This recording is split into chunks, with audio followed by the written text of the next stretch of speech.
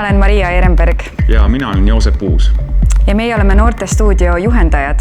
Ja Libahundi lavastajad. Mulle väga meeldib töötada noortega, sellepärast et noored küsivad igasuguseid küsimusi, mis võivad tunduda esmapilgul lihtsalt nagu vanemad inimesed enam selliseid küsimusi ei küsi. Ma mäletan juba katsetelt, et küsis üks õpilane näiteks, et kuidas võltsida naeru.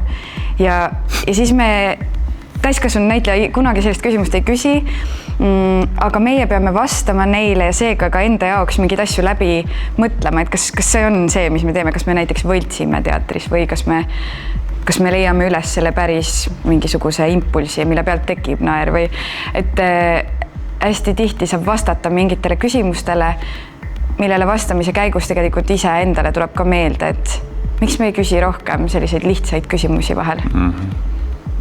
Ütleme niimoodi, et iga mingi kohtumine nendega on täis mingisuguseid selliseid detaile, kus sa saad aru, et sa õppisid jälle tegelikult midagi uut.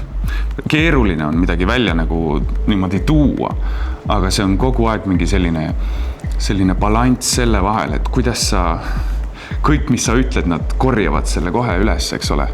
Ja sa pead olema selles hästi täpne, nii et ma ütlekski, et seda täpsust on nad väga palju õpetanud. Ja meie noored võib-olla on minu jaoks olnud ka hästi inspireerivad, et kuidas nad julgevad proovida igasuguseid asju. Et see on näha, et see ei ole kerge nende jaoks, et kõigil on omad hirmud, kõik põevad mingite asjade pärast ja nii edasi, aga et kuidas sa tuled jälle tagasi ja järgmine kord ja sa jälle proovid ja sa paned ennast ebamugavasse olukorda. Et mõneti ka see sama julgus on see, mis võib ikkagi kaduda ära, isegi kui sa oled juba aastaid laval käinud.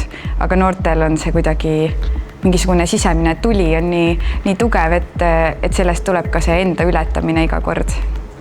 Keha roll ja meie liikumisjuhi Maria Solei roll selles lavastuses on hästi tähtis, sest kõik need asjad, et armastus ja viha ja kuulumine ja kõik see on ju tegelikult samamoodi läbi keha publikule nähtav ja tunnetatav.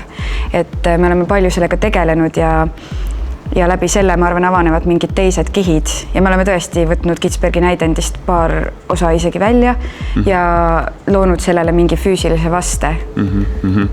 Ma tahan, et nad julgeksid proovida ükskõik, mida nad tegema hakkavad elus pärast seda, et nad ei kardaks eksida ja julgeks katsetada ja proovida.